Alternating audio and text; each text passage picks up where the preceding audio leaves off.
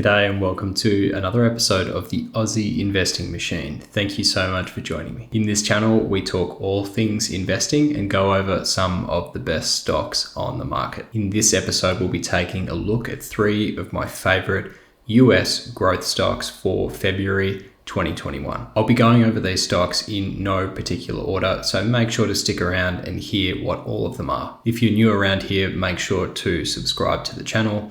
And as always, don't forget to hit that like button. As always, this video is not financial advice. And before making any investment decisions, make sure to see a licensed financial advisor.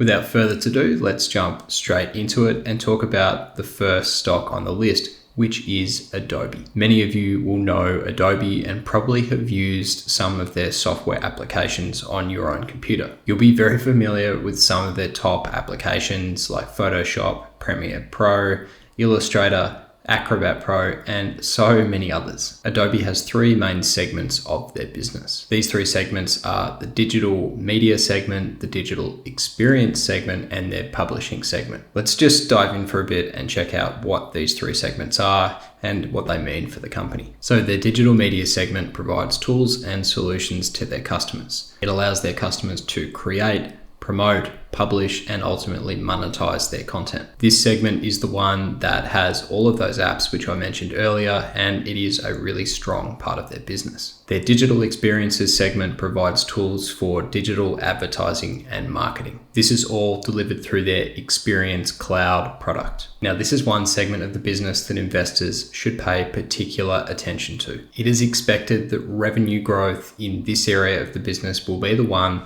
that continues to propel Adobe forward and continue their massive gains, which we've seen across many years of their business being in operation. It is a huge growth opportunity for the company. Adobe believes that currently they have the edge in this segment of the market, but they do have some stiff competition, namely Salesforce and Oracle also have offerings in this segment.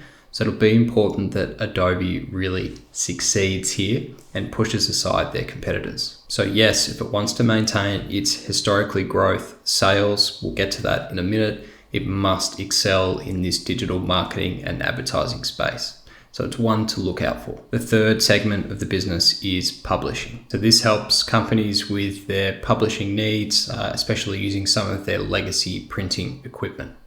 Overall, this part of the business only generates a small amount of revenue. It's something like $100 million US, so not too big. I thought it was worth mentioning, but it's certainly not going to be their main growth area going forward. So looking at Adobe's financials, well, they're certainly A grade. We've seen growth from Adobe well in excess of 15% year on year for a number of years now. Their software as a service offerings have achieved a over 20% compounding annual growth rate. This is fantastic growth, and it's something that any investor would be very pleased with. Overall, I think Adobe is on a strong pathway to continue achieving the growth it has, and we talked about some of the massive growth opportunities it's got in that advertising and marketing segment. I think they're definitely one to watch and a great stock to pick up at the right price. Overall, I think Adobe is going to have a ripper 2021 if they can continue to deliver on the performance that they've been offering over the past few years. There's a lot of opportunity for the company, and it's one I'll be looking at very closely.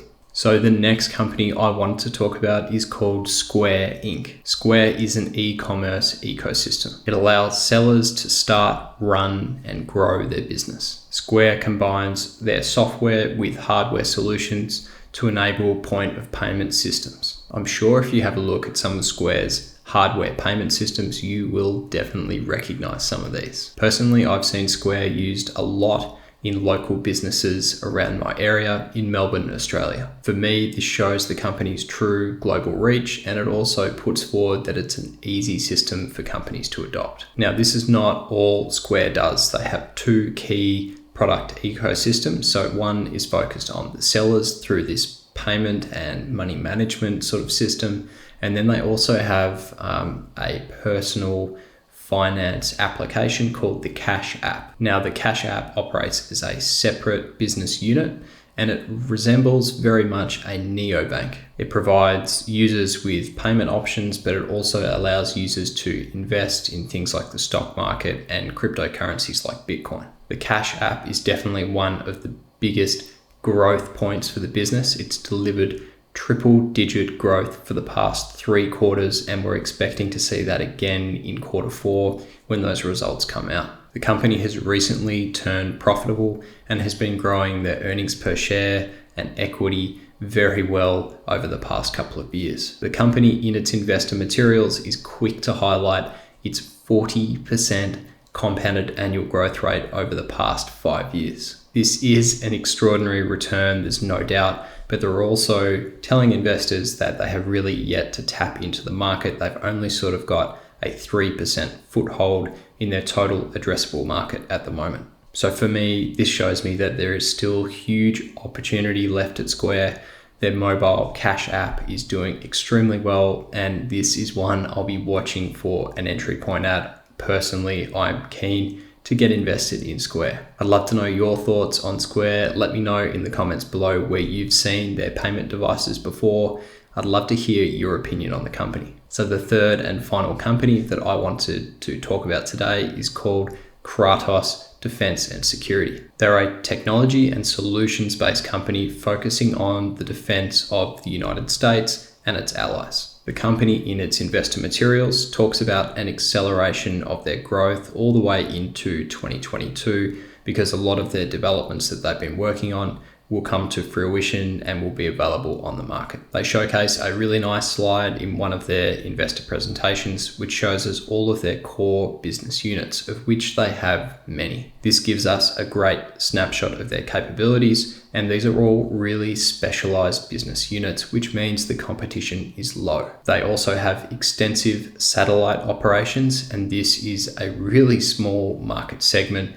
I made a video on a couple of Australian companies which are in this space, so if you want to check out that video, I'll put a link up on screen. Clearly, we're seeing a lot of rapid development in this segment with companies like SpaceX, but also Virgin Galactic, making it easier and easier to launch satellites into space.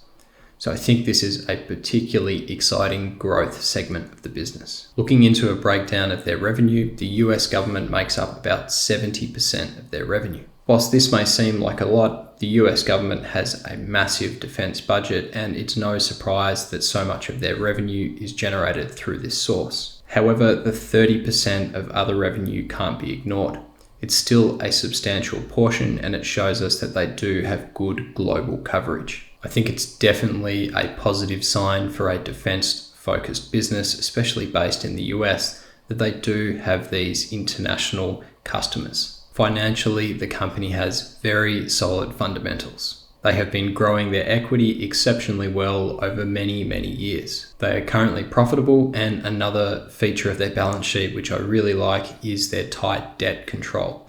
They've been reducing debt now steadily for years and years, and there's been no spikes along the way. It's been a very controlled reduction in debt. So overall, I like their prospects. I like that they're in the space scene and they've got some solid fundamentals. That's why they're my number 3 on this list. So that's my 3 top US growth stocks for February. I'd love to hear your opinion on each and every one of them. Have you made an investment in any of these companies, and how's it been performing for you? Drop a comment below and let me know. Anyway, guys, until next time, thank you so much for joining me. It's been a lot of fun making this video. I'll catch you in the next one. Cheers.